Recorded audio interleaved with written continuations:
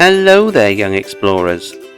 Welcome to Twinkle Time, the podcast that brings enchanting stories straight to your ears. I'm Jay, your storyteller and guide on this journey through forests, castles and galaxies far, far away. Each week, we'll embark on a new adventure, full of brave heroes, mischievous creatures and epic quests. Now, get comfortable, whether you're snuggled up under your favourite blanket or maybe gazing up at the stars. Close your eyes, take a deep breath, and let your imagination go as we dive into our next enchanting tale. Frog and Toad Are Friends by Arnold Lobel. Part 1. Spring. Frog ran up the path to Toad's house. He knocked on the front door. There was no answer. "Toad! Toad!" shouted Frog. "Wake up! It is spring!" "Blah!" said a voice from inside the house. "Toad! Toad!" cried Frog. "The sun is shining! The snow is melting! Wake up!" "I am not here," said the voice. Frog walked into the house. It was dark. All the shutters were closed. "Toad, where are you?" called Frog. "Go away," said the voice from a corner of the room. Toad was lying in bed. He had pulled all the covers over his head. Frog pushed Toad out of bed. He pushed him out of the house and onto the front porch. Toad blinked in the bright sun. "Help!" said Toad. "I cannot see anything." "Don't be silly," said Frog.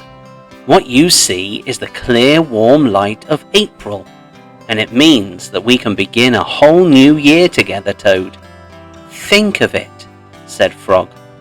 "We will skip through the meadows and run through the woods and swim in the river. In the evenings we will sit right here on this front porch and count the stars." "You can count them, Frog," said Toad. "I will be too tired. I am going back to bed." Toad went back into the house. He got into the bed and pulled the covers over his head again. "But Toad," cried Frog, "you will miss all the fun." "Listen, Frog," said Toad. "How long have I been asleep?" "You have been asleep since November," said Frog. "Well then," said Toad, "a little more sleep will not hurt me. Come back again and wake me up at about past May. Good night, Frog." "But Toad," said Frog, "I will be lonely until then." Toad did not answer. He had fallen asleep. Frog looked at Toad's calendar. The November page was still on top. Frog tore off the November page. He tore off the December page, and the January page, the February page, and the March page.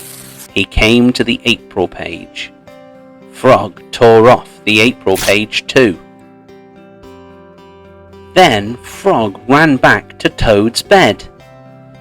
"Toad, Toad, wake up! It is May now." "What?" said Toad. "Can it be May so soon?" "Yes," said Frog. "Look at your calendar." Toad looked at the calendar.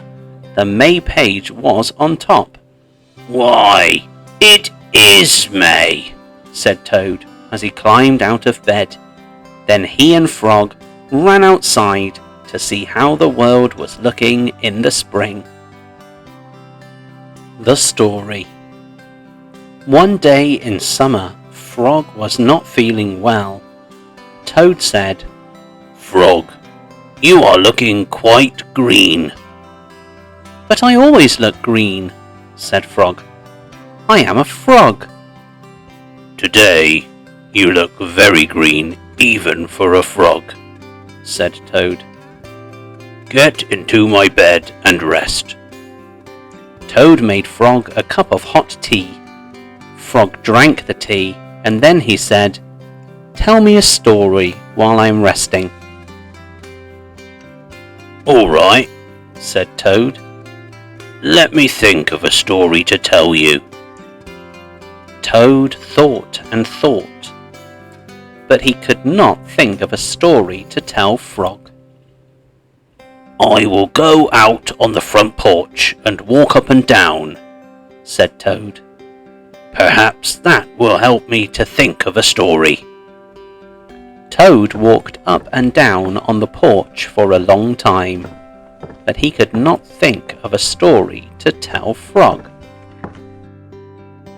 Then Toad went into the house and stood on his head. "Why are you standing on your head?" asked Frog.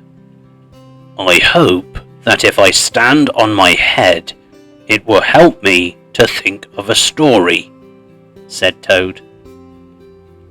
Toad stood on his head for a long time, but he could not think of a story to tell Frog. Then Toad poured a glass of water over his head. "Why are you pouring water over your head?"